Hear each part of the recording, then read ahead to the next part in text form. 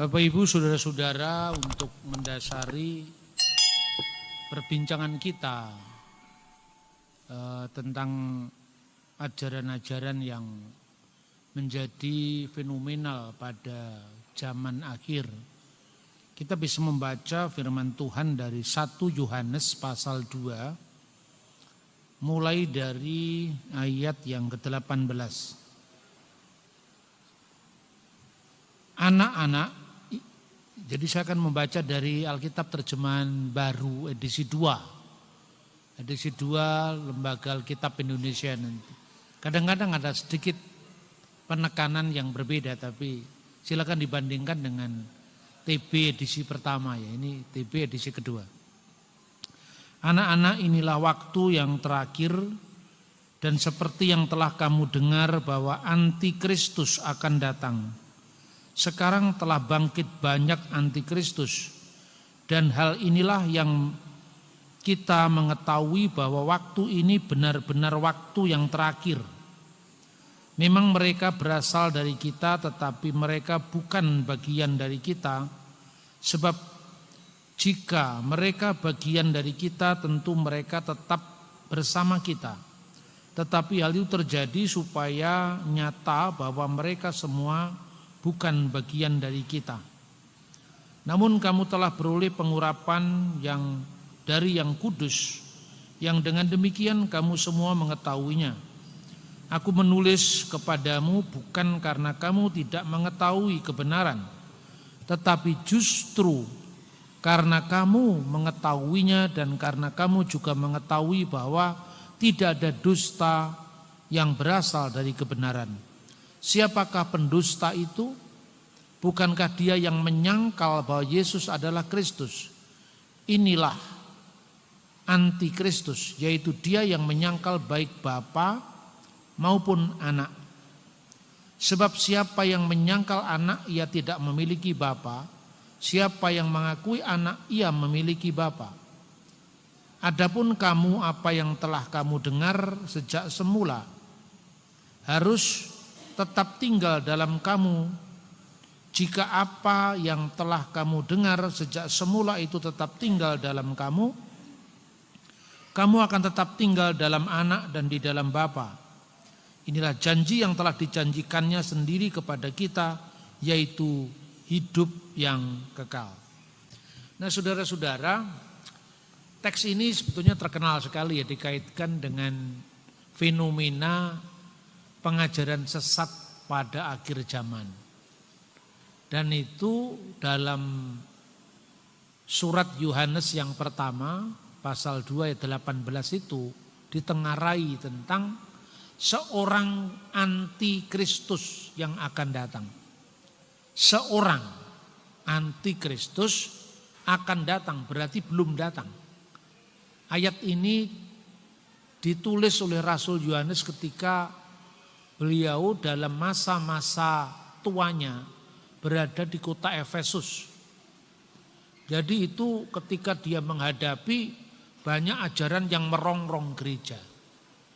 Namun di sini ada dua penekanan. Yang pertama, seorang antikristus. Berarti belum datang, akan datang. Tapi sekarang ini artinya pada masa Rasul Yohanes sudah banyak antikristus. Inilah tandanya bahwa ini adalah masa-masa yang akhir. Jadi ada dua antikristus di situ. Antikristus dalam bentuk tunggal, seorang antikristus yang akan datang. Tapi sejak zaman Rasul Yohanes itu sudah mulai ada antikristus yang sudah mengganggu pengajaran para rasul. Dan ayat berikutnya setelah ayat 19 menggunakan kata mereka. Berarti yang dimaksudkan mereka ini kan kata jamak kan, berarti antikristus tadi. Ya, tidak secara khusus merujuk kepada antikristus yang akan datang, yaitu antikristus besar itu. Nah, kita selama ini di gereja kan, khususnya di gereja-gereja karismatik itu kan takut sekali dengan angka 666 ya kan. Yang ditekankan itu yang eskatologi itu. Sampai kemudian dulu ada ulang tahun Metro TV yang ke-6 itu tuliskan 6 melingkar-lingkar, katanya itu Antikristus sudah datang, padahal bukan itu. Kita lupa bahwa sesungguhnya yang real terjadi, karena ini yang sedang terjadi sejak zaman para rasul, itu adalah gangguan para antikristus. Dan itu nampak dari fenomena pengajaran sesat. Nah, pertanyaannya, pengajaran sesat apa yang diawali pada sejarah gereja? Satu. Kedua, apa ciri-ciri antikristus itu secara etimologis, asal-usul kalimatnya, dan secara teologis kira-kira seperti apa bentuk penyesatannya itu. Dari rangkaian ajaran sesat di abad 2 awal ini, abad ketiga, abad keempat, nanti kemudian gereja melakukan konsili. Konsili itu sebetulnya juga memberantas ajaran-ajaran sesat itu. Konsili yang pertama dilakukan gereja-gereja sebelum perpecahan, itu konsili Nisea. Ketika gereja diganggu oleh ajaran Arius yang menyangkal keilahian dan ketuhanan Yesus. Itu tahun 325. Lalu muncul lagi konsili oikomenis yang kedua, tahun 387, membahas ajaran tentang Allah Tritunggal. Lalu muncul lagi ketika pribadi Kristus diperdebatkan, maka gereja tiba pada kesimpulan Kristus itu sepenuhnya Allah sebagai firman Allah dan sepenuhnya manusia ketika dia turun ke dunia menjadi putranya Bunda Maria. Muncullah konsili Efesus yang waktu itu menghadapi ajaran Nestorius. Ajaran itu muncul ya kemudian dari tahun 341. Lalu masih ada yang berikutnya lagi, peristiwa Kalsedon dan seterusnya, 451 sampai gereja modern. Jadi artinya jauh-jauh hari Rasul Yohanes sudah memberikan sinyal bahwa pada masanya itu sudah mulai muncul penyesatan.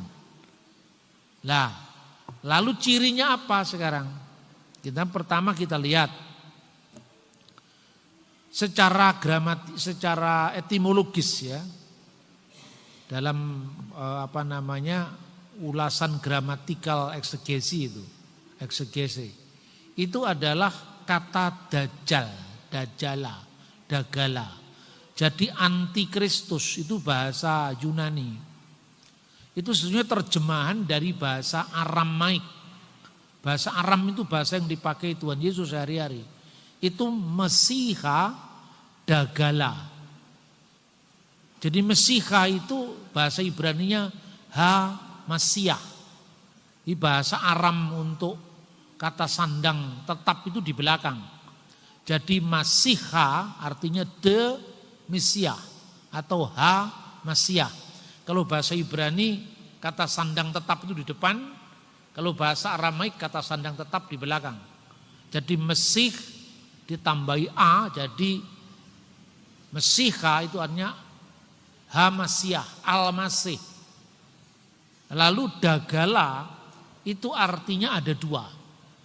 Kalau kita membaca di dalam Matius 24 ayat 24, di situ diterjemahkan dengan pseudo Kristos. Pseudo itu artinya palsu. Kristus palsu. Tetapi dalam 1 Yohanes pasal 2 itu diterjemahkan anti Kristus. Jadi anti itu melawan. Makanya ciri antikristus itu memalsu atau meniru sekaligus melawan. Nah, mari kita cari sendiri. Kira-kira kekuatan besar apa di dunia ini yang meniru kekristenan sekaligus memalsu kekristenan. Banyak orang-orang Protestan yang menerima warisan konflik abad lalu. Antikristus itu Katolik gitu, tidak ada hubungannya. Wong Katolik itu sepanjang zaman memuliakan Tuhan Yesus. Soal terjadi perbedaan penafsiran itu kan tidak mengganggu ajaran utamanya. Katolik ditolak tapi kelompok-kelompok bidat-bidat baru malah diterima.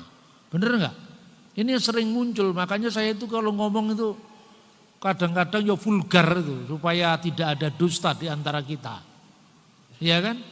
Jelas itu antikristus itu cirinya melawan sekaligus memalsu. Nah, kita bisa meneliti itu. Pertama kali, ciri antikristus yang meraga atau mengambil tubuh secara wadak, secara fisik dalam bentuk ajaran-ajaran sesat. Itu mereka asalnya dari kita. Tapi karena tidak benar-benar, ya artinya mengikuti ajaran yang benar, akhirnya dia terpisah dari kita. Itu ajaran bidat maksudnya di situ. Nah, bidat itu cirinya yang pertama itu tadi, memalsu atau meniru, dan yang kedua itu adalah ajaran yang melawan. Jadi kalau Anda menghadapi sebuah ajaran yang terang-terangan melawan kan mudah menghadapinya. Ya toh? Misalnya kalau bicara tentang ateisme yang agresif melawan kekristenan itu kan jelas. Ini orang yang tidak bertuhan kan mudah sekali melawannya. Tapi kalau kami juga pengikut Yesus, kami lebih tahu dari ajaran Yesus, kami menyempurnakan ajaran Yesus, kan lebih sulit. Wong ngakunya ikut Yesus kok. Lah ini yang terjadi. Jadi memalsu dan meniru, tapi sebenarnya dia melawan inti kekristenan. Nah, kita kan bisa melihat dari sejarah. Pada zaman abad-abad awal, itu gereja sudah menghadapi ajaran sesat ini. Yaitu apa? Gereja yang memisahkan Yesus dari Kristus. Ini bukan gereja, komunitas, sorry. Yesus itu kan sosok kemanusiaan yang lahir ke dunia itu kan. Makanya malaikat berkata, anak yang dilahirkan itu akan disebut Yesus. Karena dia akan menyelamatkan umatnya. Jadi Yesus itu bukan nama Allah. Yesus itu nama kemanusiaan firman yang menjadi manusia. Nah, lalu Kristus itu artinya yang diurapi, dia yang diurapi. Itu makna yang sesungguhnya. Karena yang memaknai itu orang Yahudi. Maka setiap raja yang diurapi Tuhan namanya Masiah. Masiah itu yang diurapi dengan minyak. Kegagalan demi kegagalan dalam sejarah Israel, setiap raja dilantik gagal,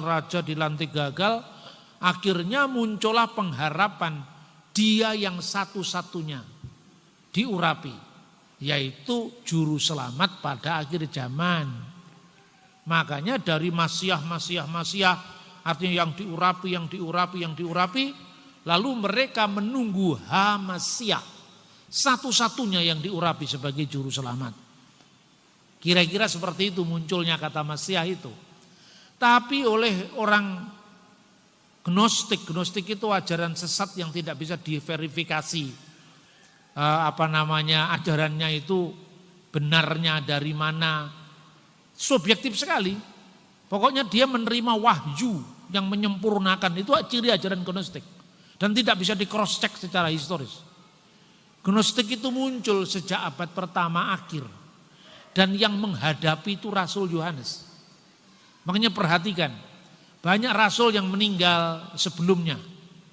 Matius wafat sebagai martir, Markus wafat sebagai martir.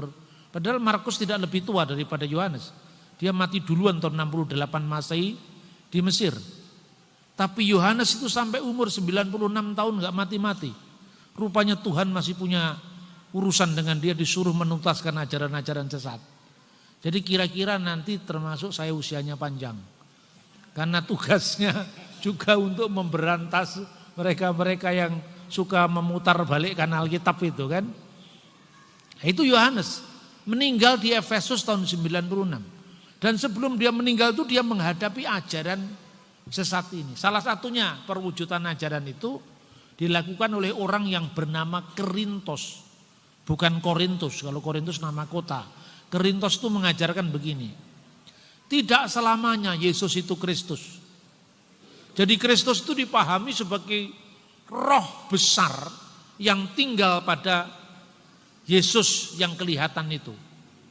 Lah roh itu kadang-kadang datang, kadang-kadang pergi. Gitu. Ajarannya memang aneh-aneh itu. Kapan dia datang? Ketika Yesus dibaptis. Kapan dia pergi? Ketika Yesus disalib. Makanya kemudian ada kaitannya dengan itu, kita baca di Yohanes pasal 5. Yohanes pasal 5. Ayat 6. Inilah dia yang telah datang melalui air dan darah, yaitu Yesus Kristus, bukan saja dengan air, tetapi dengan air dan dengan darah. Rohlah yang memberi kesaksian karena roh adalah kebenaran. Jadi jelas di sini ya, datang dengan air dan datang dengan darah. Apa artinya datang dengan air? Pada saat dia dibaptis. Engkaulah anakku pada hari ini, aku berkenan kepadamu. Engkaulah anakku yang kuasai kepadamu lah aku berkenan. Jadi saat itu katanya kaum Gnostik, roh itu datang memasuki Yesus di dunia. Ketika Yesus disalib, roh itu pergi lagi. Makanya model kristologi sesat yang saya namakan kristologi teh celup inilah Yohanes menulis pasal ini, pasal 5 ayat 1. Di ajaran ini meresahkan gereja. Maka dia mengatakan, Yohanes mengatakan, Yesus itu tidak hanya menjadi Kristus saat dia dibaptiskan, lalu dipermaklumkan dari surga, engkaulah anakku yang kukasihi kepadamu lah aku berkenan. Tetapi juga ketika Yesus mati, itu karya yang utuh. Yesus selama-lamanya adalah Kristus. Itu yang pertama. Yang kedua, ajaran yang kedua, dari kelompok yang sama ini, dia menyangkal Yesus itu tidak sepenuhnya jadi manusia. Jadi Yesus itu hanya tampaknya manusia, tapi dia tidak benar-benar menjadi manusia. Itulah yang kemudian direaksi oleh Yohanes pasal 4 mulai dari ayat 1. Saudara-saudara yang terkasih, janganlah percaya kepada setiap roh, tapi ujilah roh-roh itu apakah mereka berasal dari Allah. Sebab banyak nabi-nabi palsu bermunculan di dunia. Dengan demikian kamu mengenal roh Allah, setiap roh yang mengaku bahwa Yesus Kristus telah datang sebagai manusia berasal dari Allah. Dan setiap roh yang tidak mengaku Yesus, maksudnya Yesus yang telah datang sebagai manusia, tidak berasal dari Allah. Roh itu adalah roh antikristus, dan tentang dia kamu dengar bahwa ia akan datang dan sekarang ini sudah ada di dalam dunia. Jadi penyesatan terbesar itu terjadi pada akhir zaman dengan kedatangan antikristus yang tunggal tadi. Tetapi fenomena itu sudah mulai dari abad ke abad. Nah, itulah kemudian kalau kita runut dalam sejarah gereja, itu kita tidak salah persepsi lagi. Jadi kalau Korintus itu ajarannya belum terlampau istilahnya terang-terangan, Marcion ini sangat terang-terangan. Marcion ini penerusnya Korintus. Suatu saat katanya sejarah ini, yang nulis sejarah ini adalah Irenaeus. Irenaeus itu muridnya Polikarpus, dan Polikarpus muridnya Rasul Yohanes. Itu tulisannya terpelihara semua sampai hari ini. Salahnya gereja modern tidak mau belajar dari akar sejarah. Akibatnya bingung begitu diserang. Yesus baru jadi Tuhan dilantik tahun 325 kita heboh. Maka saya selalu mengatakan para apologet Kristen, keunggulan kekristenan itu adalah data-data yang lengkap. Nah kalian kalau diajak adu ayat jangan mau. Karena kalau adu ayat kita mesti kalah. Kenapa kalah? Karena belajar Alkitab ini tidak mudah. Ini buku yang mencakup kurun waktu sekitar 1500 tahun. Bahasanya kitab Taurat, kitab Kejadian, Keluaran, Imamat, Bilangan, Ulangan, kalendernya coba cari hari Paskah. Bulan Paskah bukan Nisan, Nisan itu baru muncul setelah zaman pembuangan. Lah kalau orang tidak paham, lah ini ayat Alkitab saling bertentangan. Loh, zamannya berbeda, nama kalendernya juga beda, dipersoalkan. Nah, terus kemudian dibandingkan misalnya satu kitab yang namanya Quran. Nah, Quran itu kan kitab yang muncul dari satu zaman. Satu zaman, satu nabi yang diyakini sebagai penerima wahyu, satu bahasa, ya lebih mudah belajarnya. Ya kan? Kalaupun belajar sejarah cukup sejarah abad ke-7. Kalau belajar arkeologi cukup arkeologi zaman Nabi Muhammad. Lah ini apa arkeologi zaman Romawi cocok untuk masanya Daniel, cocok untuk masanya Musa. Itu berbeda-beda coba.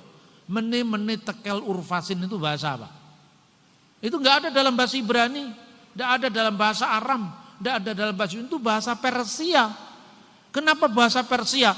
Karena waktu itu konteksnya pembuangan Babel. Gitu loh saudara-saudara.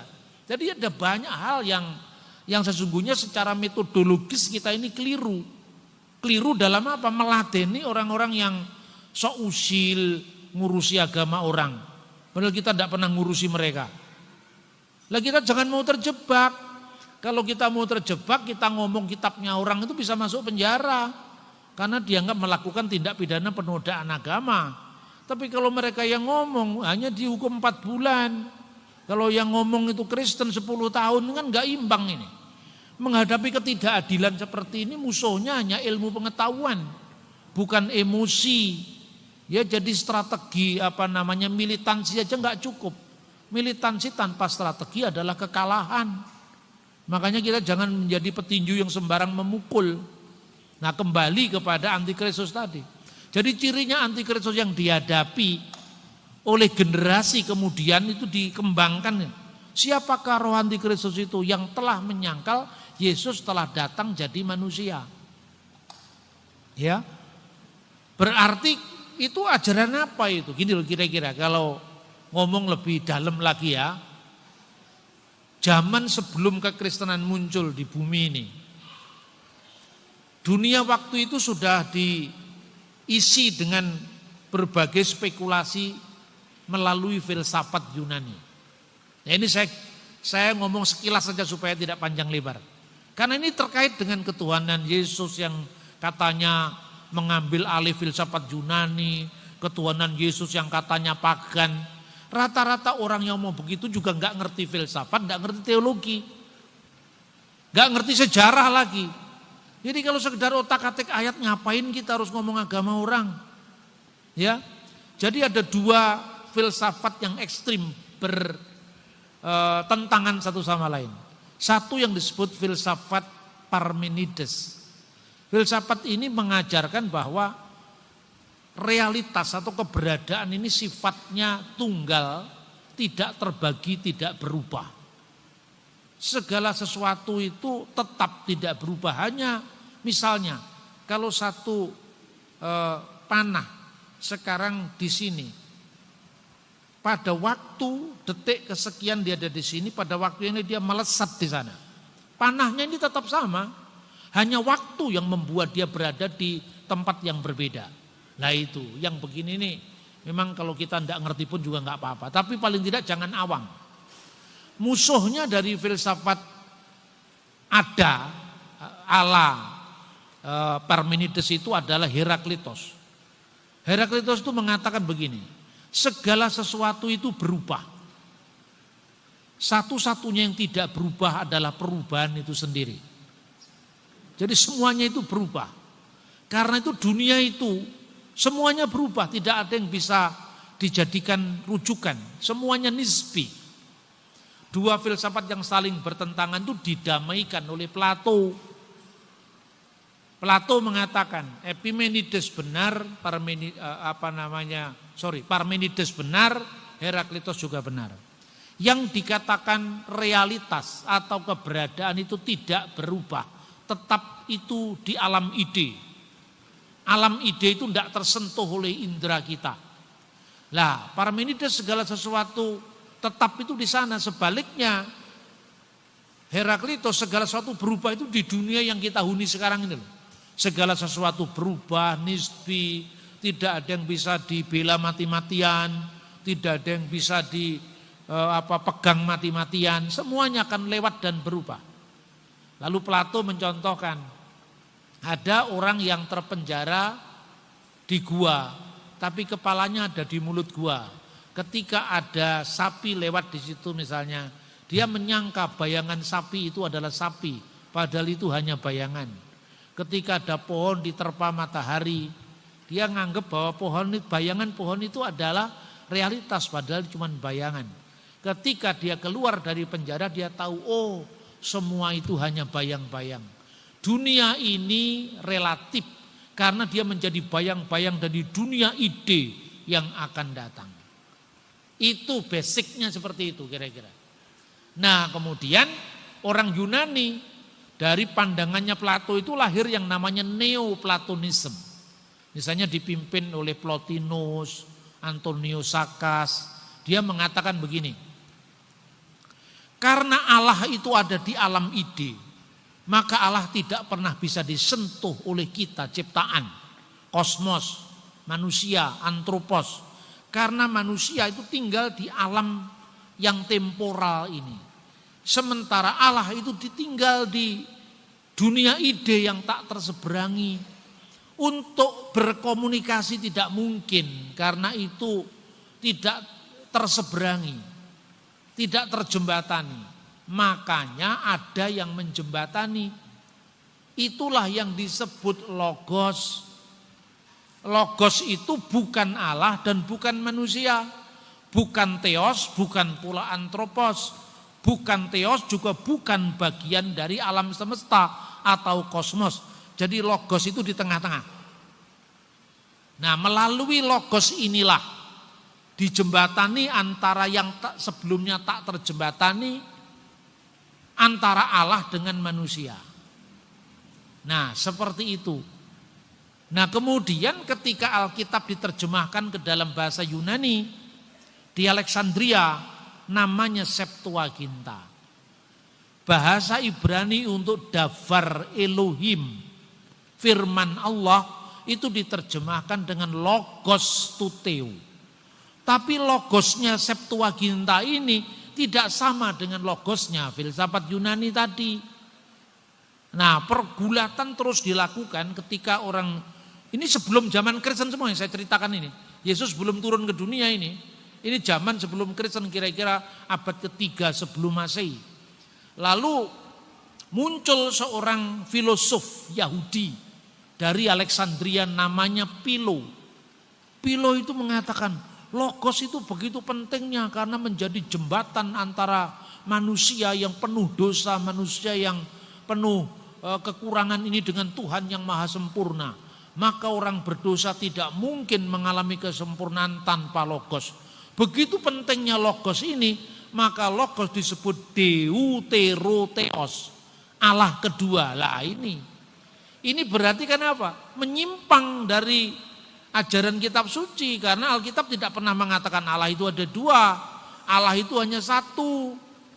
Makanya kemudian ketika menghadapi kelompok gnostik yang mengatakan Yesus tidak pernah benar-benar jadi manusia, Yohanes justru mengajarkan en arki in ologos, bahasa aslinya ke ologos in proston theon, ke theos in ologos. Pada mulanya adalah firman, dan firman itu bersama-sama dengan Allah, dan firman itu adalah Allah. Jelas logos itu Allah sendiri, bukan Allah kedua, karena Allah itu hanya satu. Shema Yisrael Adonai Elohenu Adonai Echad. Dengarkanlah wahai Israel, Tuhan Allah kita, Tuhan itu esa. Lalu logos itulah yang menciptakan alam semesta. Tapi ini bukan logos yang terpisah dari Allah. Ini logosnya Allah. Firman ini firmannya Allah. Maka firman itu harus sepenuhnya Allah. Lalu firman yang sepenuhnya Allah yang menciptakan segala sesuatu, maka ayat 3 dalam Yohanes pasal 1, segala sesuatu dijadikan oleh Dia. Dia di sini Yesus sebagai firman, sebagai logos, dan tanpa Dia, tanpa firman-Nya Allah, tidak ada sesuatu pun yang telah jadi dari segala yang telah dijadikan. Lalu ayat 14, dan firman itu dan logos itu telah menjadi manusia. Nah, sekarang pertanyaan, Mana ajaran Yunaninya yang dituduhkan orang-orang polemikus muslim itu? Katanya Kristen jiplak filsafat Yunani. Kalian yang tidak tahu filsafat jangan ngomong filsafat.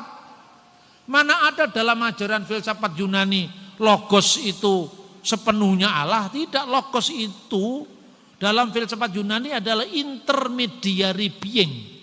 Entitas yang bukan Allah juga bukan manusia. Injil Yohanes beda. Firman itu adalah Allah, sehingga tidak ada dua Allah, cuma ada satu Allah. Dan firman itu telah menjadi manusia dan diam di antara kita. Dan kita telah melihat kemuliaannya, yaitu kemuliaan yang diberikan kepadanya sebagai anak tunggal Bapa, penuh kasih karunia dan kebenaran. Mana miripnya dengan filsafat Yunani? Istilahnya sama tapi pemikirannya justru membabat habis filsafat neoplatonisme. Nah makanya saudara-saudara, saya melihat dari dua sisi. Teologinya ya kita pahami, tapi akar kata yang mengkomunikasikan gagasan Kristen kepada dunia saat itu juga harus dipahami. Nah itulah ajaran sesat di awal sejarah gereja. Saya runut lagi. Marcion ini lebih kurang ajar lagi dari pendahulunya, Korintus. Dia mengobrak-abrik kanon perjanjian baru. Makanya gereja nanti melakukan kanonisasi. Apa yang dia lakukan? Jadi kalau Yesus tidak benar-benar jadi manusia, ya mau-maunya dialah, dia datang kapan aja dia mau, dia pergi kapan aja dia mau. Kau datang dan pergi sesuka hatimu. Itu ajaran gnostik itu. Guyon itu. Supaya Anda selalu ingat apa yang saya sampaikan. Ya kan? Belajar teologi itu tidak mudah. Maka perlu dijembatani dengan komunikasi yang agak-agak lucu begitu. Supaya Anda ingat, oh itu yang dimaksudkan gnostik itu lagunya Diana Nasution misalnya gitu loh. Jadi kapan dia mau dia datang, kapan dia pergi dia datang. Dia tidak benar-benar jadi manusia. Karena tidak benar-benar jadi manusia, mungkinkah bayangan, mungkinkah entitas bayangan punya silsilah? Padahal Matius diawali dengan inilah silsilah Yesus Kristus anak Daud anak Abraham. Jelas silsilahnya, jelas siapa nenek moyangnya. Injil Matius buang. Injil Markus diawali dengan apa? Diawali dengan baptisan Yesus di Yordan. Roh tidak bisa dibaptis karena dalam ajaran yang paling awal tadi, dia hanya tampaknya muncul pada saat Yesus dibaptis, tapi kemudian pergi lagi, kan gitu kan? Makanya tidak mungkin Markus diterima. Markus dibuang sama Marcion. Yohanes apalagi? Karena Yohaneslah yang menghadapi ajaran gnostik sebelumnya. Dibuang karena ada penegasan firman itu Allah dan firman itu menjadi manusia, dibuang. Kemudian tinggal Injil Lukas. Injil Lukas dibaca pasal pertama, ada berita kelahiran Yesus kepada perawan Maria. Pasal kedua ada sunatnya Yesus, ada kelahirannya diberitakan oleh para gembala. Pasal 3 ada silsilahnya lagi. Waduh, gak ada yang cocok nih pasal 1, 2, 3. Pasal 1, 2, dan 3 juga dibuang. Tinggal pasal 4 sampai pasal 24 diambil sama dia, dikasih judul The Gospel of Marcion. Lalu gereja otomatis bertindak loh. Kita ini warisannya para rasul. Kamu diajar oleh rasul siapa? Kamu ditahbis oleh rasul siapa? Enak aja kamu bikin ajaran-ajaran baru. Makanya gereja lalu mengadakan kanonisasi paling awal, yaitu yang sekarang dokumennya dikenal kanon Muratori. Itu ditemukan sudah sekitar tahun 150 Masehi. Itulah zamannya Marcion. Pertanyaannya sekarang, kenapa Marcion harus mengobrak-abrik perjanjian baru? Kenapa Marcion harus mencuri kitabnya dari perjanjian baru? Karena tidak ada kitab lain yang berbicara tentang Yesus kecuali perjanjian baru. Lalu bagaimana dengan Injil Maria Magdalena, dengan Injil Petrus, dengan perbuatan Yohanes, dengan kisah Rasul Paulus? Itu kan juga Injil, itu dikasih nama Injil tapi bukan Injil. Karena itu munculnya baru abad ketiga, abad kedua akhir. Injil Yudas itu abad kedua akhir, apalagi abad ketiga. Karena seandainya sudah ada Injil Filipus, Injil Maria Magdalena yang katanya Yesus itu suaminya Maria Magdalena, yang kemudian diviralkan lewat film Da Vinci Code dan film banyak film-filmnya itu, The Last Tomb of Jesus Christ misalnya, Simon Jacobici misalnya. Kalau benar, kenapa harus mengambil perjanjian baru pada generasi paling awal Markion? Kenapa tidak langsung ngambil Injil Thomas? Kenapa tidak langsung ngambil Injil Barnabas? Karena Barnabas baru muncul abad 16 paling akhir itu. Jadi di sepanjang sejarah ini pemalsuan demi pemalsuan Injil terus berlangsung. Inilah yang diantisipasi oleh Rasul Yohanes. Dan ciri zaman akhir itu diawali dari penyesatan terhadap ajaran yang meniru gereja sekaligus melawan gereja. Jadi itu zamannya Marsion. Setelah Marsion wafat, mati, para rasul, murid-muridnya para rasul juga sudah mati semua. Tinggal generasi keempat, generasi kelima. Maka di situ mereka lebih liar lagi, karena apa? Saksi mata kan sudah tidak ada. Jadi dia bikin acara sendiri, dia bikin komunitas sendiri, dia bikin Injil sendiri, lalu dikasih nama Injil itu dengan nama-nama para rasul. Makanya muncul Injil Thomas yang katanya Yesus membuat mujizat dari tanah dibentuk seperti burung merpati, lalu ditiup menjadi burung sungguh-sungguh. Itu dari abad keempat. Injil Tufuliah atau The Arabic Gospel of Infancy, itu dari abad kelima, aslinya dari bahasa Aramaik, yang mengatakan Yesus ketika masih bayi digendong ibunya Bunda Maria, dia sudah bisa bicara. Itu dari abad kelima, teks Arabnya dari abad ketujuh. Ya, semuanya ini hasil pemalsuan dari abad-abad kemudian yang tidak memiliki kesinambungan sejarah dari abad pertama. Itu zamannya Marsion. Lalu setelah Marsion muncul lagi ajaran baru, namanya ajaran Basilides. Basilides itu mengatakan begini, dia tinggal di Alexandria. Karena Yesus itu tidak benar-benar jadi manusia, mungkinkah bayangan bisa disalibkan? Tidak mungkin. Kalau gitu harus kita cari gantinya, siapa yang disalib mengganti Yesus. Dia ngarang-ngarang sendiri. Basilides itu mengajarkan bahwa siapa yang hadir pada saat Yesus disalibkan itu? Oh, Simon dari Kirene. Maka kita bikin aja teori. Yang disalibkan bukan Yesus. Karena Yesus itu tidak bisa disalib.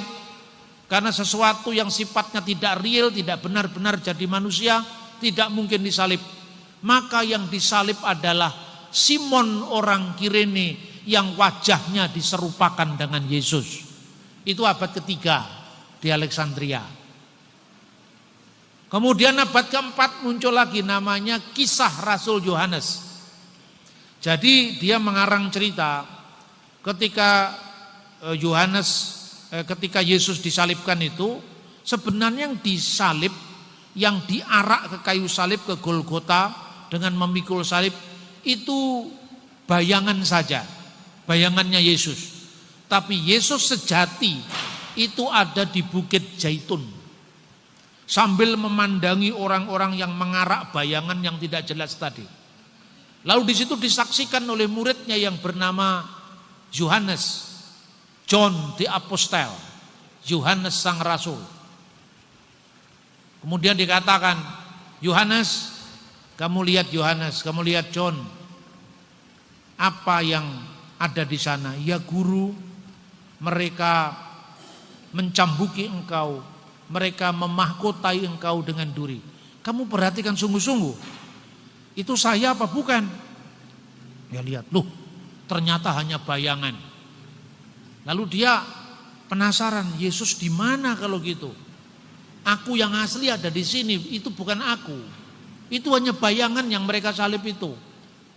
Lalu mereka lihat Yesus dipegang tangannya seperti daging. Itu sebetulnya jiplakan dari kisah Injil Yohanes tentang Thomas yang menyaksikan bekas paku di tangannya itu loh. Ketika diraba tangannya mirip dengan daging, tapi begitu dia lihat kakinya tidak menyentuh tanah. Ajaran model kayak begini inilah yang menjadi tantangan gereja mula-mula. Lalu dia pegang lagi tangannya Yesus. Oh, seperti kapas ternyata. Jadi berubah-berubah karena Yesus itu datang pergi semau dia. Itulah ajaran gnostik.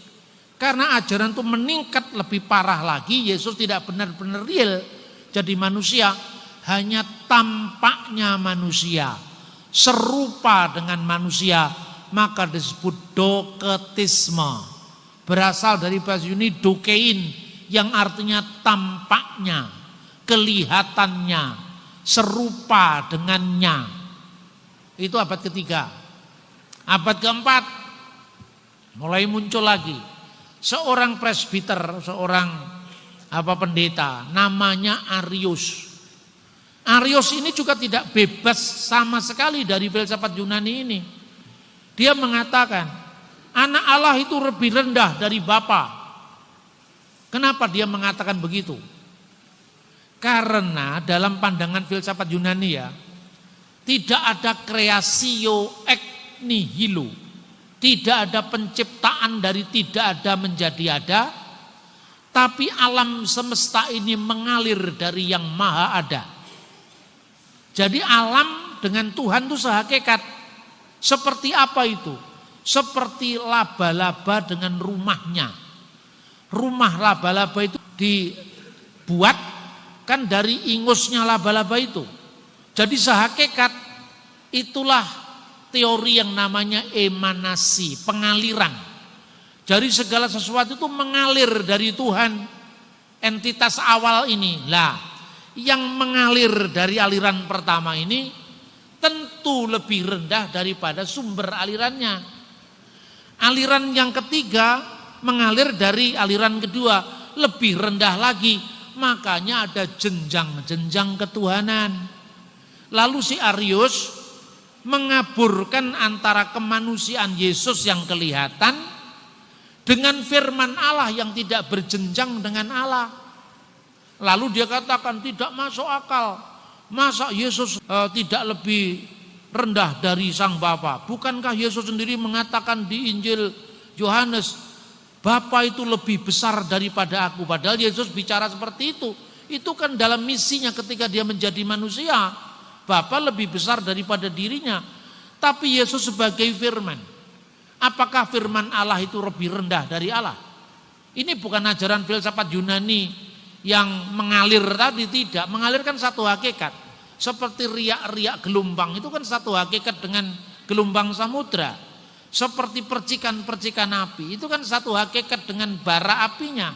Nah itu bukan ajaran Kristen, itu ajaran emanasi dalam filsafat Yunani. Ajaran itu yang dalam filsafat ketuhanan disebut panteisme. Pan itu segala sesuatu, theos itu Allah, isme itu paham.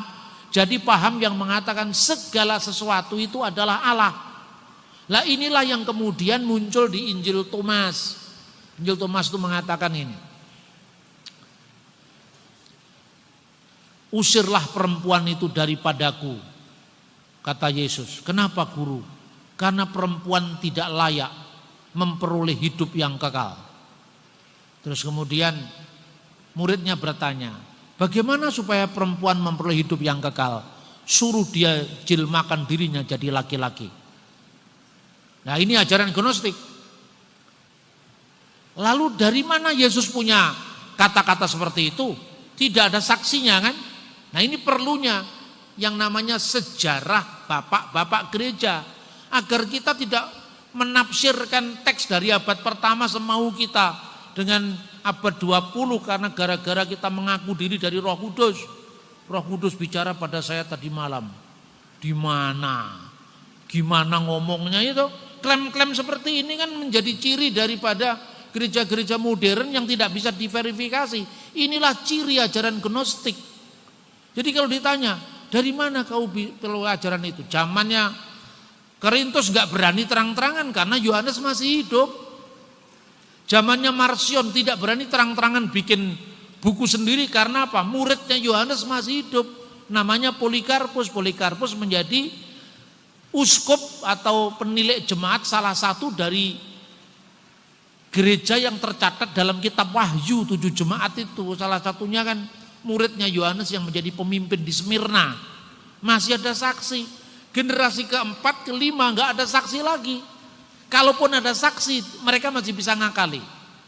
Kamu lihat itu Injil Thomas. Kabarnya beredar di Mesir Injil Thomas. Siapa yang tulis itu? Kayaknya Thomas gak pernah nulis Injil. Caranya cross check gereja bagaimana? Irenaeus muridnya Polikarpus, Polikarpus muridnya Yohanes. Saya bisa membuktikan daftar para penilik jemaat, para uskup, para episkopos yang ada di seluruh dunia ini. Maksudnya dunia yang dikenal pada zaman dia. Siapa yang mentahbis dia? Rasul siapa hubungannya? Tidak pernah ada ajaran semacam seperti itu. Coba katanya siapa yang mengarang itu? Thomas. Thomas punya murid namanya siapa? Punya murid namanya Tadius. Tadius sudah wafat. Tadius itu kan muridnya Thomas. Thomas sudah wafat, Tadius punya murid namanya Agius. Agius sekarang ada, dia berkarya di wilayah ini. Cross check.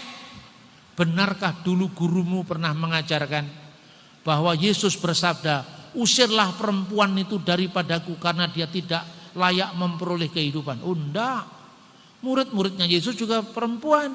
Ada Maria Magdalena, ada Marta, banyak muridnya. Ada Salome, tidak ada yang seperti itu. Caranya gimana untuk menghindari cross check seperti itu? Kan sebetulnya saksi-saksi secara kronologis kan masih bisa hidup. Masih hidup waktu itu. Caranya gimana? Baca The Gospel of Judas, The Gospel of Thomas, pasal pertama.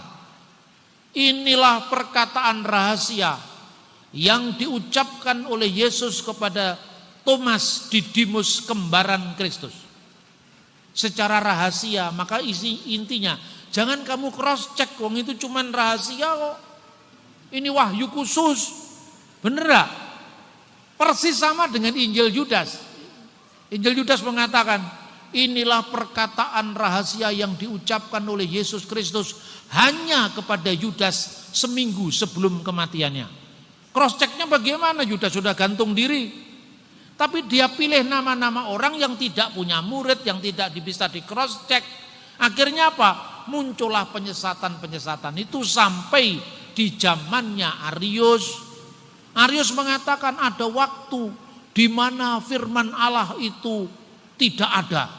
Ada waktu kan, anak Allah itu kan artinya firman Allah itu kan.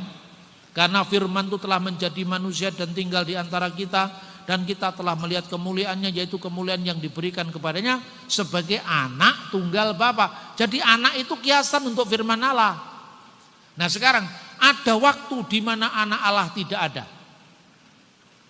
Arius dipanggil sama patriarknya. Patriark itu kalau sekarang di gereja Protestan ketua sinode. Jadi panggil, kenapa kamu ajaran yang aneh-aneh? Diajak debat itu ketua sinodenya. Sudah dilarang-larang, ini kamu bertentangan dengan ajaran para rasul. Dia malah menunjukkan diri sosok yang teraniaya. Lalu dia diberi waktu, kamu boleh mengkoreksi pendapatmu. Lalu para uskup di wilayah Alexandria, kumpullah 100 orang uskup dari berbagai macam wilayah gereja, kumpul di Alexandria untuk mendiskusikan yang benar Arius atau gereja. Jadi semua itu ada prosesnya, bukan tiba-tiba aja Konstantin memaksakan ketuhanan Yesus itu ajaran tidak bermutu. Kayak gitu kok ya ada orang Kristen yang terpengaruh. Sudah bacaannya kurang, refleksinya kurang kritis, mainnya kurang jauh, tapi PD-nya luar biasa kan. Kelompok ini kan PD-nya luar biasa.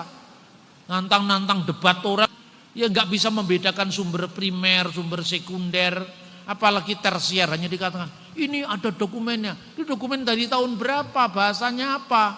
Alkitab terjemahan Melayu dari abad ke-17 dipertentangkan dengan Alkitab TB tahun 74. Ya mesti aja bahasa itu berubah.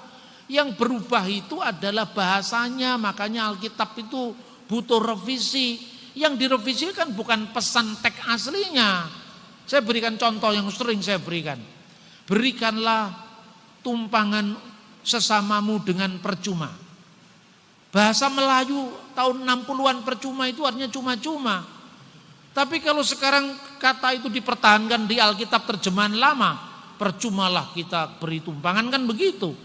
Berubah, maknanya berubah. Kenapa di Alkitab terjemahan terbaru kata korban pakai huruf O itu diganti U? Karena kurban dalam bahasa dulu itu sama dengan korban. Korban di bait Allah, korban persembahan, korban ukupan, korban penebus salah, korban penebus dosa. Itu tulisannya korban. Sekarang dibedakan dalam bahasa Indonesia antara korban dan kurban. Kalau kurban itu kurban persembahan di bait Allah, korban buah sulung, korban bakaran. Tapi kalau sekarang korban perkosaan, korban pelecehan, korban penipuan. Lah ini kalau Alkitabnya tidak diganti dengan bahasa yang bisa dipahami oleh generasi baru, ya akhirnya kan kacau maknanya. Jadi orang salah paham lagi mengatakan firman Tuhan kok setiap saat direvisi. Yang direvisi itu terjemahannya, Dul. Firman Tuhan gak direvisi aslinya. Gini aja gak ngerti-ngerti atau sengaja tidak mau mengerti. Iya kan? Contoh yang lain. Ya, kata perkara. Kata perkara kalau zaman dulu itu artinya suatu hal, perihal. Selidiki, nyatakan segala perkara. Tapi perkara sekarang ini artinya bergeser kasus. Kasus perdata, kasus pidana. Masa Tuhan suruh menyelidiki kasus? Makanya terjemahan Alkitab perlu direvisi. Ingat ya, terjemahannya yang direvisi. Teks aslinya tetap sama.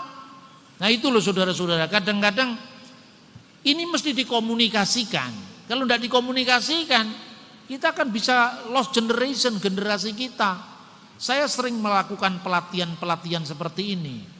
Agar khotbah-khotbah di gereja sudah cukup. Tapi ringankan beban dari para pendeta itu. Dengan melahirkan pelayanan kaum awam. Ya sekalipun dia belajar teologi bukan untuk ditahbis jadi pendeta. Tapi untuk memperluas jaringan pelayanan gereja, karena tidak mungkin seluruh pendeta menjawabi orang satu-satu. Sekarang belum dibikin bukunya dijawab, besoknya muncul lagi yang baru. Kristen nyolong Tauratnya Yahudi, coba. Jadi kita tidak main di dunia medsos ini, kita bisa ketinggalan. Tapi kalau kita main di dunia medsos, nunggu kita ahli, kita akan kelewatan. Kita akan ketinggalan. Nah kembali ke konsili tadi, setelah diperingatkan 100 orang, dibuktikan kamu salah. Yang kamu sebut anak Allah tidak mungkin setara dengan Bapa, itu kemanusiaan Yesus. Tapi kalau firman Allah, masa kamu bedakan dengan Allah? Kamu ini secara tidak sadar terpengaruh oleh filsafat neoplatonisme, bahwa aliran pertama dari sang realitas ini lebih rendah dari aliran, seperti air sungai itu loh. Air samudra gitu. Nanti di sungai yang paling dekat dengan samudra kan ikannya lebih banyak. Nanti begitu semakin jauh diganti, tidak ada ikannya lagi di situ. Karena apa? Sudah airnya menjadi air tawar, bukan air asin gitu loh. Jadi semakin dekat dengan samudranya, semakin asli, semakin melimpah. Semakin jauh, semakin jauh dari limpahan ketuhanan itu. Makanya kurang ilahi yang jauh itu. Yang Pengaliran kedua lebih dekat dengan yang ilahi. Aliran ketiga sedikit lagi tinggal 80%. Aliran keempat sedikit lagi tinggal 70%. Itulah ajaran yang nantinya disebut ajaran martabat 7 dalam aliran tasawuf Islam itu. Nah ini mesti dipahami. Ya, kemudian disidanglah Arius itu. Kamu kalau tidak mau mengubah pendapatmu, kamu harus keluar dari Mesir. Keluar dari Mesir dia. Tapi di sana sini dia tebar pesona. Tebar pesona, saya orang yang dianiaya oleh patriark saya, oleh ketua saya dianiaya, saya dianggap sesat. Padahal yang saya lakukan kan saya cuma mengatakan apa yang sesuai dengan Alkitab. Karena Alkitab mengatakan Bapa itu lebih besar daripada aku.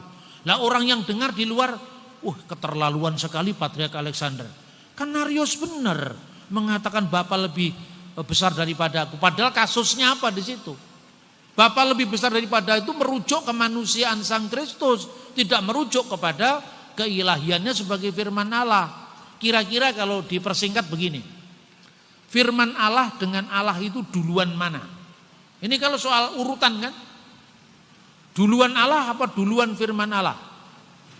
Nah, kalau dijawab duluan Allah, berarti Allah eksistensinya sudah ada.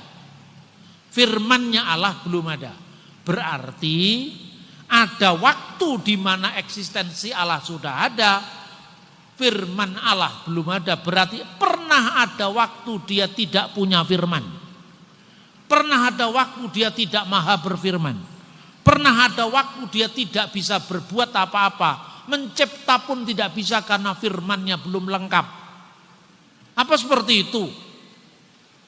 Bayi lahir tidak bisa langsung ngomong I love you kan? Baru dia belajar bahasa Inggris. I just call to say I love you. Itu kan proses belajar. Jadi manusia dapat bicara, dapat berpikir, itu proses belajar. Lah Tuhan masa pernah belajar? Tuhan tuh dari kekal sampai kekal. Dia yang ada, yang sudah ada, yang akan datang. Dia tidak pernah tidak ada firman. Dia tidak pernah tidak bisa berfirman. Dia selalu maha dan maha. Maka Tuhan dengan firman-Nya dan dengan rohnya sejak kekal tidak bisa dipisahkan. Terus Anda tanya kepada saya, Pak Bambang, ini tolong Pak dijawab, jangan tersinggung ya Pak. Bapak dengan pikiran Bapak lebih tinggi mana? Itu pertanyaan orang yang kurang satu on itu. Karena pikiran saya itu satu dengan saya, bagaimana bisa dibandingkan? Minta maaf Pak, saya tidak bisa menerima roh Bapak. Saya tidak bisa menerima pikiran Bapak. Saya hanya bisa menghormati Bapak. Loh kalau kamu menerima saya, kamu harus menerima pikiran saya dan roh saya. Pak Bambang kita hormati, tapi rohnya tidak. Hanya orang-orang yang bingung yang mengatakan begitu. Karena Allah, firman Allah dan roh Allah itu satu paket. Bagaimana bisa dipisah-pisahkan? Bagaimana bisa dibanding-bandingkan? Pada mulanya Allah menciptakan langit dan bumi, Elohim. Bereshit bara Elohim et hasamayim ve et sa'aret. Bumi itu belum berbentuk. Vhaaret hayyetah tohu wa bohu. Belum berbentuk dan kosong. Itu proses keadaan dunia sebelum sempurna kan. Masih chaos, masih tohu wa bohu. Vhosek alpenitehom. Dan kegelapan meliputi samudra raya. Viruah Elohim, perhatikan, dan roh Allah. Merakefet alfinihamayim, melayang-layang di atas permukaan air. Itu artinya bukan roh Allahnya lebih kecil dari airnya melayang-layang. Itu kata kiasan yang mengartikan Allah menyalurkan daya hidup dari dirinya sendiri kepada ciptaan itu, sehingga dari chaos menjadi kosmos. Dari ketidakteraturan menjadi keteraturan. Bumi bergerak pada orbitnya masing-masing, matahari, bulan, bintang. Itu maknanya Tuhan memberikan keteraturan lewat rohnya yang tertib itu. Makanya dari chaos menjadi kosmos. Berfirmanlah Allah, wa yomer Elohim yehior wa yehior, jadilah terang, maka terang itu jadi. Jadi diciptakan lewat firman-Nya. Lah kalau firman pernah tidak ada, dengan apa Allah menciptakan firman-Nya? Nah itu kira-kira seperti itu. Maka kemudian gereja bersidang, muncullah draft pengakuan iman, draftnya. Tapi waktu itu Konstantin dari perjalanan dari Makedonia menuju ke Alexandria, dia kecewa berat ketika mendengar perdebatan antara Arius dengan patriarknya itu. Sedianya saya ingin mengunjungi kota Alexandria, tapi begitu kabar yang tidak penting itu terdengar di telinga saya, aku membatalkannya walaupun sudah menempuh separuh perjalanan darinya. Jadi Konstantin tidak punya peran penting dalam konsili seperti yang diceritakan film Da Vinci Code itu. Konstantin itu terbukti manusia politik. Manusia politik itu lihat angin. Kalau anginnya menguntungkan dia ikut. Kalau tidak, dia tidak ikut. Makanya hati-hati. Jangan sampai 5 tahunan gereja dijadikan mekanisme 5 tahunan. Gereja harus punya dasar yang kuat. Maka kemudian Konstantin tidak jadi pergi ke Alexandria. Tapi kemudian ada uskup dari Spanyol, namanya Hosius, yang nantinya memimpin sidang pertama konsili ini. Dia mengatakan bahwa saya kira gereja punya pertimbangan sendiri. Bagi engkau wahai kaisar ini tidak penting. Tapi bagi kami para imam-imam gerejanya, para pendeta gereja, kita tidak mungkin kompromi dengan ajaran-ajaran yang tidak diajarkan oleh para rasul. Lalu Konstantin mengizinkan Hosius meneliti kasusnya Arius itu ke Alexandria. Setelah diteliti dia lapor kepada Konstantin, kita tidak bisa kompromi. Kompromi dengan Arius sama dengan mengoyakkan jubah Kristus. Lalu Konstantin mengizinkan, kalau gitu selesaikan persoalan teologi itu, tapi kalau bisa jangan mengganggu keseimbangan situasi kekaisaran. Oke, siap. Sebelum konsili itu kan tahun 318. Diperlukan waktu 7 tahun sampai konsili itu. Kalau Konstantin aktornya konsili seperti yang orang-orang sombong itu mengatakan, Yesus kan baru dilantik jadi Tuhan di konsili Nisea. Masa Tuhan kok dilantik umatnya? Benar apa tidak? Yang orang-orang yang ngomong begitu itu. Pelajarilah sejarah dari sumber primer. Baca itu langsung, Historia Ecclesiastica, karya Socrates Scholasticus yang hidup pada masa yang sama. Baca tulisannya Eusebius dari Kaisarea dengan sejarah gerejanya. Jangan membaca kutipan dari kutipan. Kalau kutipan dari kutipan, itu mahasiswa saya sering saya marahi.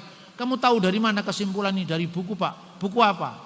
Runtut pijar sejarah gereja. Itu kan sumber sekunder itu.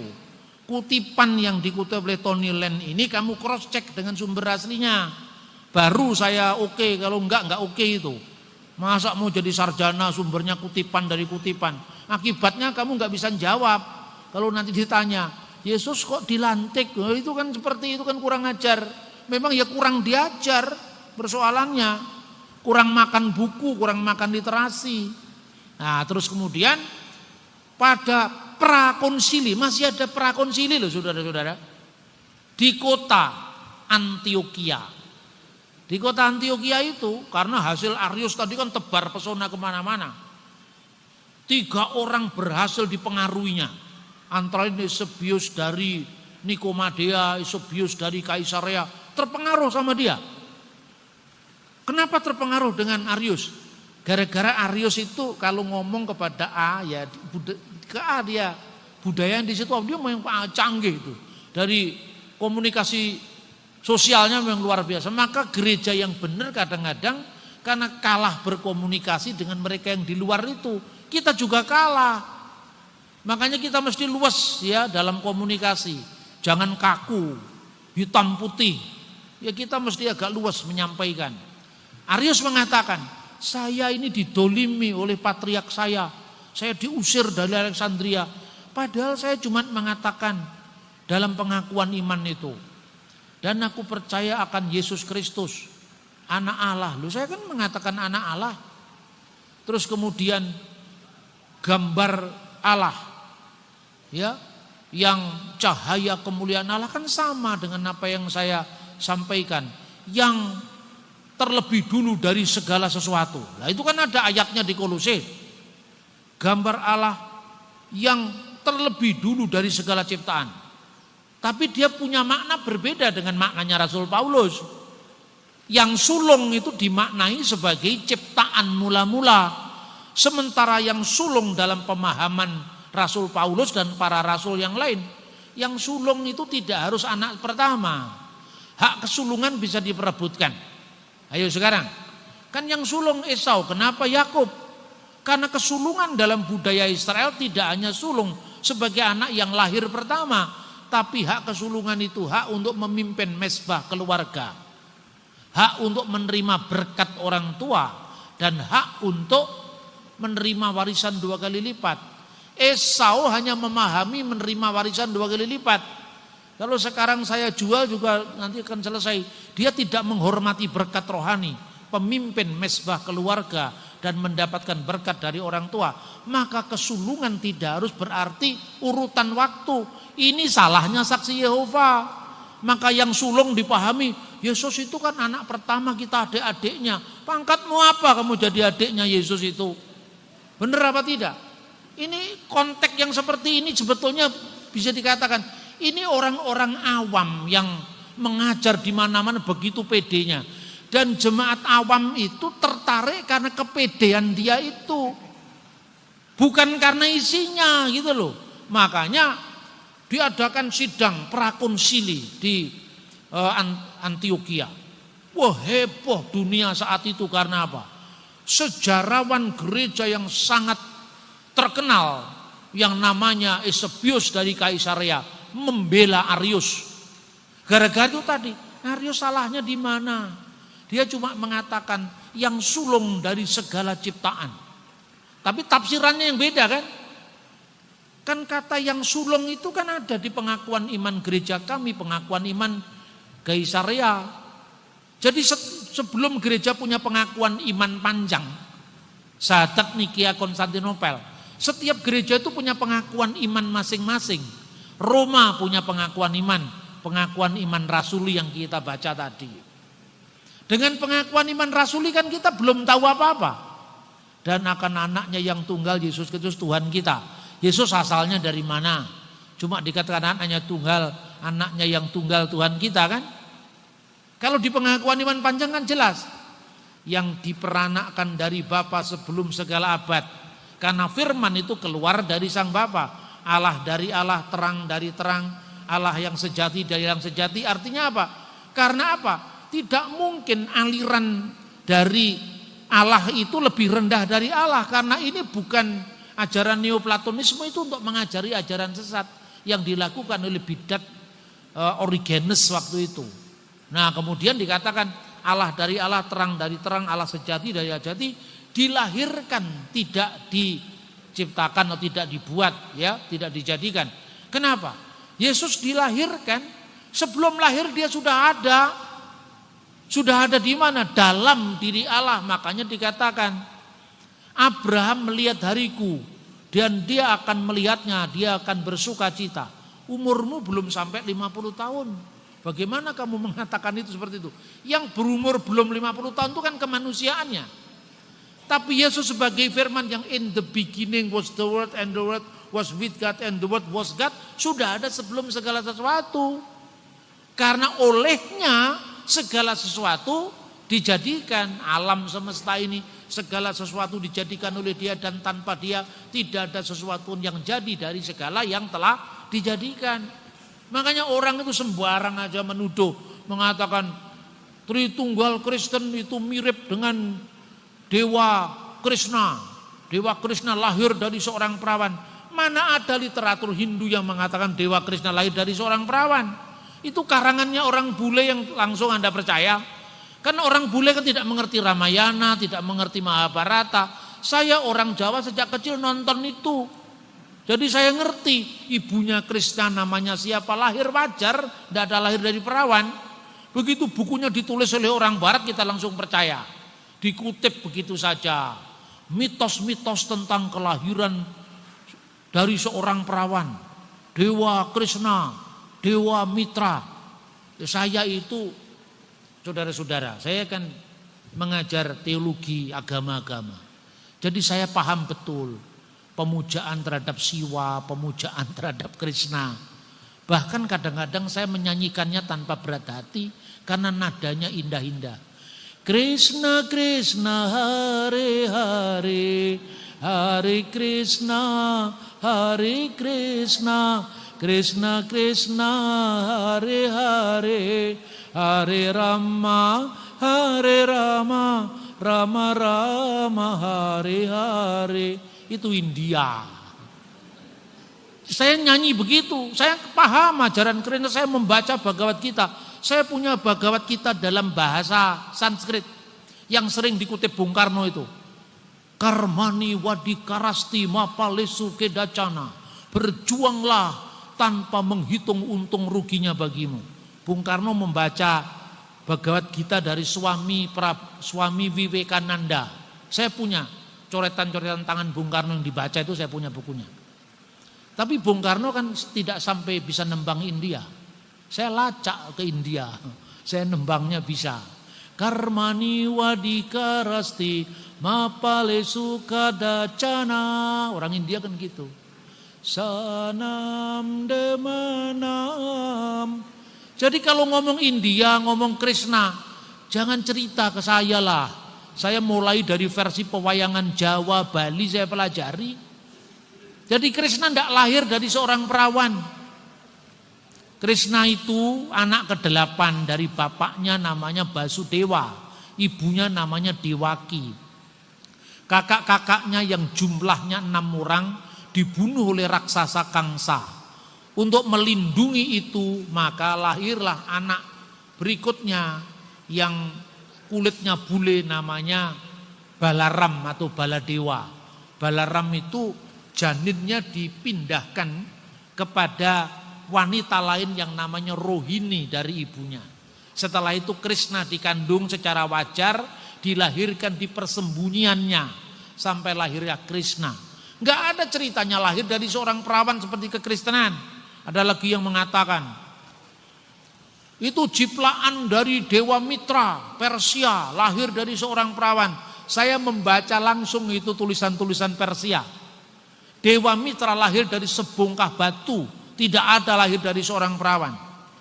Jadi cerita Mitra lahir dari perawan itu pengaruh Kristen yang memuncak setelah zamannya Kaisar Aurelian mengubah titik balik musim dingin yang dulunya dirayakan paling lambat tanggal 23 Desember menjadi 25 Desember.